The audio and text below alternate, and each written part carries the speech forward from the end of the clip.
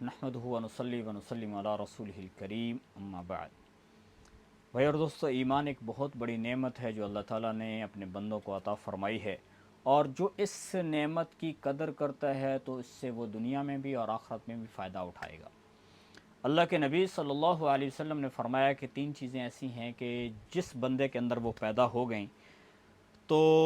وہ دنیا کے اندر ہی ایمان کی لذت کو حاصل کر لے گا۔ یعنی ایمان کے اوپر جس نے محنت کی ہے، اپنے اندر وہ صفات پیدا کرنے کی کوشش کی، تو وہ ایمان کی لذت کو حاصل کرے گا۔ اور میں ایک چیز فرمائی کہ اللہ اور اس کے رسول سے اتنی محبت ہو کہ دنیا جہان کی جتنے خزانے ہیں ان کی محبت اللہ اور اس کے رسول کی محبت کے سامنے صفر ہو۔ ایک اور دوسری چیز فرمائی کہ جب وہ کسی سے محبت کرتا ہے تو اس کی بنیاد اللہ کی رضا ہو، جیسے مثلا کوئی اپنے بڑے کسی کا احترام کرتا ہے تو اس میں بنیاد اللہ کی رضا ہے، چھوٹوں سے شفقت کی جا رہی ہے تو اس کی بنیاد بھی اللہ کی رضا ہے۔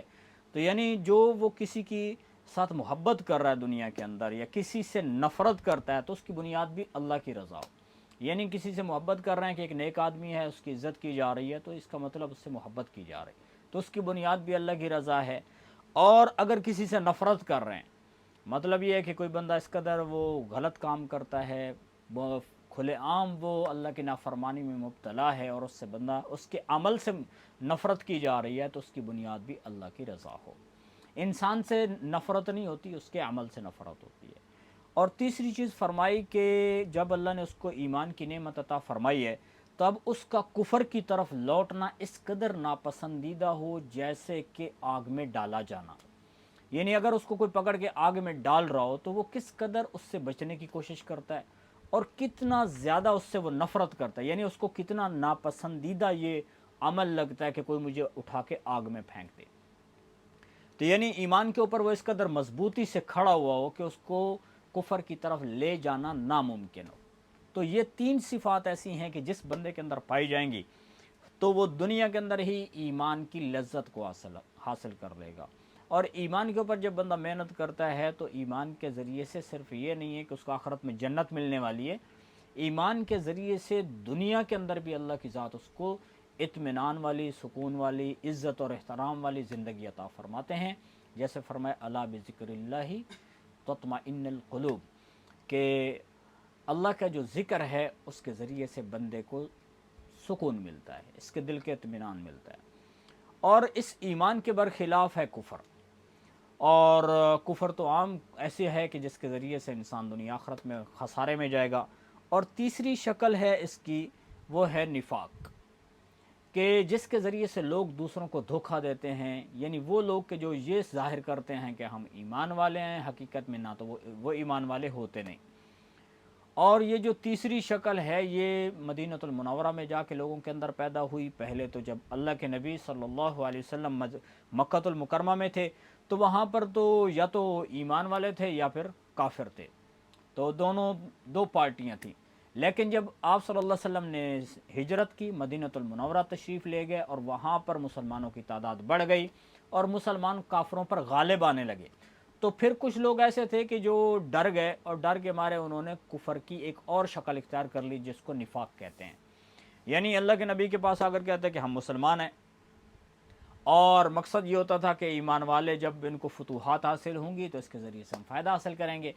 اور پھر ان کی باتیں سن کر کافروں کو جا کر بتاتے تاکہ ان کے ذریعے سے بھی دنیاوی فائدہ حاصل کیا جائے۔ تو یہ تیسری شکل تھی منافقت کی، اور یہ لوگ ڈکے چھپے وہاں پہ چل رہے تھے۔ پھر اللہ کے نبی صلی اللہ علیہ وسلم کو بذریعہ وہی بتایا گیا کہ فلاں فلاں بندہ منافق ہے۔ لیکن پھر یہ جب لوگ چلتے رہے تو پھر ان کی کچھ ایسی ان کے اندر خصلتیں پیدا ہو گئیں، ان کی کچھ ایسی عادات تھیں کہ ان کے کچھ اس طرح کے کام تھے کہ جن کے ذریعے سے پہچانا جاتا تھا وہ کہ یہ فلاں بندہ منافق ہے۔ اور نبی پاک صلی اللہ علیہ وسلم نے منافق کی 4 نشانیاں بتائی ہیں، ان میں سے ایک فرمایا کہ اگر کسی کے اندر ایک پائی جا رہی ہے تو اس کے اندر نفاق کی ایک علامت ہے، اور اگر وہ 4 علامتیں کسی بندے کے اندر پائی جا رہی ہیں تو وہ خالص منافق ہو چکا ہے۔ اور وہ 4 علامات کیا ہیں کہ جب کسی ان میں سے ایک ہے کہ جب کسی کے پاس امانت رکھو تو وہ اس میں خیانت کر دے، تو مطلب منافق ہے۔ جب وہ بولتا ہے تو جھوٹ بولتا ہے، یعنی زیادہ جھوٹا بندہ، جھوٹ بولنے والا بندہ نفاق، منافق۔ اور تیسری جو علامت بتائی کہ جب وہ کسی سے وعدہ کرتا ہے، مثلا لین دین کیا کہ بھائی یہ چیز فلاں ٹائم پہ میں آپ کو دے دوں گا، لیکن اس کے بعد پھر لوگوں کے ساتھ وعدہ کر کے وعدہ خلافی کرنا شروع کر دیتا ہے، یہ بھی منافقت کی علامت ہے۔ اور چوتھی علامت بتائی کہ جب اس کا کبھی کسی کے ساتھ جھگڑا ہو جائے تو وہ گالیاں دینا شروع کر دیتا ہے۔ تو یہ 4 علامات ایسی ہیں کہ جس بندے کے اندر پائی جائیں گی، اللہ کے نبی نے فرمایا یہ تو پورا کا پورا منافق جو ہے، خالص منافق ہو چکا ہے۔ تو اب ایمان مطلب اس حدیث کے ذریعے سے یہ بتانا ہے کہ اگر یہ علامتیں کسی کے اندر پیدا ہو چکی ہیں تو اس کو اپنے ایمان کی خیر منانی چاہیے، کہ کہیں ایسا نہ ہو کہ یہ علامتیں اس کے اوپر اس قدر غالب آ جائیں اور ان برے کاموں کی نحوست ایسی پڑے کہ یہ ایمان والی نعمت سے محروم ہو جائے اور اللہ تعالیٰ سے ایمان والی نعمت ہی لے لے۔ تو اس لیے بھائی اور دوستو، اگر کسی بندے کے اندر اس قسم کی نشانیاں پائی جا رہی ہیں تو اس کو خطرہ اس کو فوراً جو ہے یعنی چوکنا ہو جانا چاہیے کہ کہیں ایسا نہ ہو کہ مجھ سے ایمان والی نعمت ہی چھن جائے اور میں دنیا آخرت میں ذلیل ہو جاؤں۔ اور جو بندہ اس سے غفلت کرے گا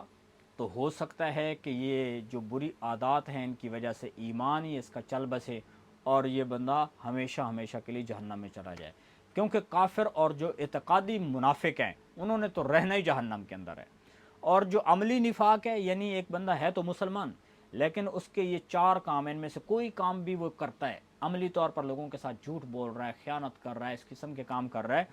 تو وہ عملی طور پر منافق ہے۔ جب مرے گا تو اس کو اس کی سزا ملے گی، جہنم میں جانا پڑے گا۔ ہاں ایمان اگر اس کے اندر باقی رہا تو اس کی برکت سے کبھی نہ کبھی جہنم کی آگ سے نکل آئے گا۔